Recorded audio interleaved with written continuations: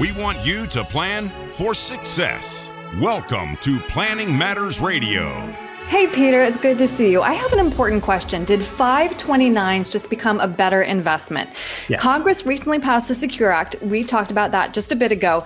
And there are a lot of changes, but one of them is that if you have money left over from a college savings plan or a 529, you can now roll that money into a Roth account. So what was the original pitch for a 529? Who should be considering them? Yeah, this, is a big improvement and a big change. So originally, the 529 was a designated college education account with some significant tax benefits.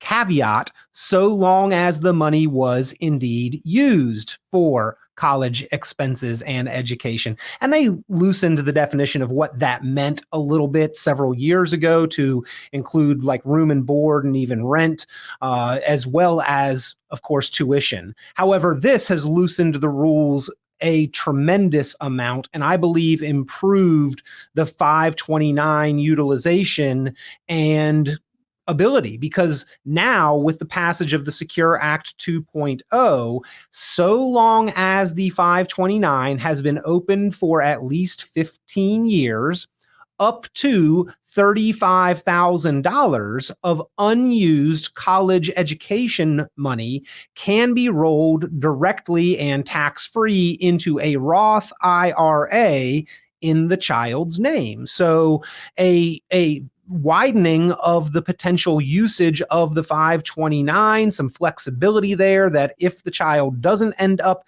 needing the money for college education, that you can still use the money and not lose the tax benefits. And I think actually improved the 529 significantly. Right. Yeah. I think you and I being young parents, it certainly does change the equation. But what I want to know is, does it radically change the equation if I were trying to figure out if I should open a 529? Well, I think that there are some things that we should put in as precursors and prerequisites there for anybody, right? We all as parents want to do, or grandparents, by the way, great things for our children or grandchildren, but we should always be prioritizing our own retirement preparedness. And I actually have this conversation pretty frequently. And I give the analogy of flying in an airplane. Before you take off, the flight attendant comes to the front, gets everyone's attention, and part of the safety speech is if there's problems and turbulence in the air and the masks drop from the ceiling, if you are traveling with children, make sure you secure your own mask first. And it's not because we don't care about the kids. We absolutely do. But if we're not stabilizing ourselves, putting ourselves in the best situation possible, then we don't really serve to stabilize those around us very well. And so I meet with parents and grandparents from time to time that want to help those children or grandchildren, but aren't doing the things that they need to do for their own retirement readiness. And in my mind, that's paying off all debts except for the mortgage, having your emergency account in place, and saving at least 15% of your gross household income toward retirement. If you are doing those things and you have leftover discretionary funds, then we can talk about let's pre-plan, pre-save, and help the kids prepare for those college expenses, which, by the way, now much more attractive in the form of a 529, because if the kids don't end up using that money, then it can be rolled over to a Roth IRA within those limitations. Must be opened at least 15 years. Limit of $35,000. Now, Erin, interesting kind of gray area there, as with several other items in the Secure Act and a lot of things from government in general.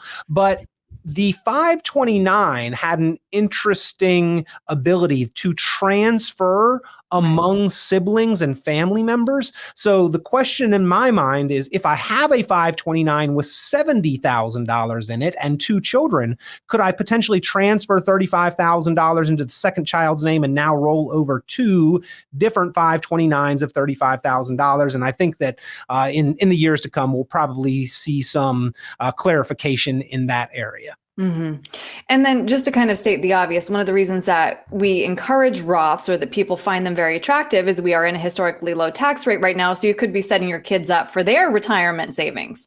Absolutely. Yeah. Roths are fantastic vehicles and opportunities. And really, for the last generation, since the inception of the 401k with ERISA in 1974, the paradigm has been defer and delay paying your taxes because you will be in a lower tax environment when you retire. And I think for the previous generation, this was a correct way of thinking. But I do think that the paradigm is shifting pretty dramatically. And what we are finding is even if we are in a lower tax environment, that our need for income is significantly higher than it was 20, 25, 30 years ago. And therefore, we are paying just as much in tax, if not more. Plus, a lot of people I talk to almost across the board per person believes that taxes could be going up into the future, and even more significantly than they are already slated to go up in 2026. So we've got some great kind of precognition of what the tax environment in the immediate future is going to look like. And could it go up even higher? Yes, it absolutely could. We're in, as you stated, Erin, one of the historically lowest tax environments we've ever been in. So could they go higher? Yeah, I believe so. And that makes these 529s and Roth accounts that much more advantageous. Mm-hmm. And I think it's important for people to know, do you make money if a client opens a 529? There are ways that advisors could make money off of 529s. I don't. And it's actually a service that I offer for free. If anybody would like to come in and needs help opening the 529 or linking it to be funded, I am more than happy to help with that because children are the future. And I believe that giving them a head start in education is of great value. Mm-hmm. However, I am going to also try to make sure that anybody that I talk to that wants to do that is doing those prerequisites that I mentioned earlier, and that they are in a position where saving a 529 is appropriate. But 529s don't take a tremendous amount of management. They're essentially target date funds. You choose the child's age, you choose how aggressive you are comfortable being, and from there, it's pretty much on autopilot except for the contributions. And you can set up the contributions to where parents get automatic monthly deductions from their checking to go straight to the 529. Maybe if a grandparent gives a birthday gift, it can go right into the 529.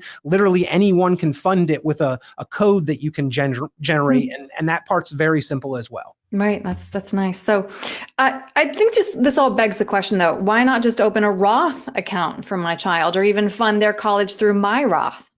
Well, both of those are interesting opportunities, but they have limitations. And not a lot of people realize the inherent flexibility of a Roth. When you've already paid your taxes on the seed and then placed that money into an account that grows tax-free forever, the government doesn't mind as much if you want to remove some of those dollars and get them back into taxable circulation.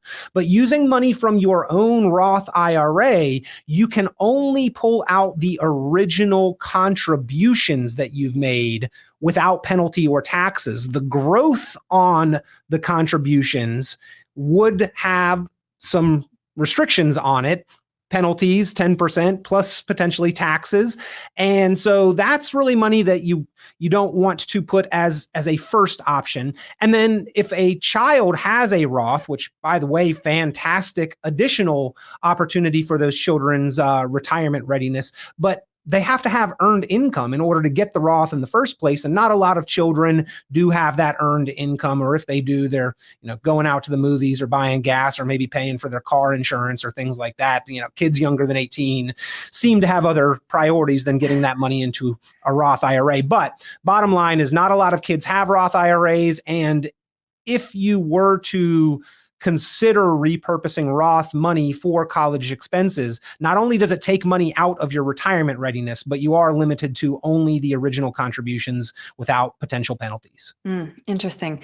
I really enjoy having this conversation. Again, especially as a young parent, I think that it's very topical right now. But Peter, if somebody has questions about anything we've covered, or like you mentioned, if they would like some help setting up a 529, what's the best way to reach you? Yeah, you can give me a call, 529 Roth IRA. If you need help setting up any of those kind of retirement or investment or college education accounts, give us a call at Richon Planning, 919-300-5886, 919-300-5886. You can email me, peter@richonplanning.com. That looks like Rich on planning.com, peter@richonplanning.com. By the way, the Secure Act, Erin, not the only legislative change to funding college. There were actually changes with the FAFSA laws as well, which opened up some opportunities for grandparents' 529s not to count against the child recipient when applying for student aid. So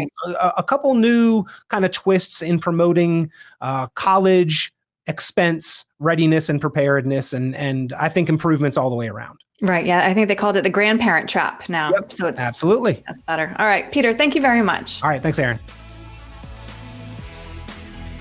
This has been Planning Matters Radio.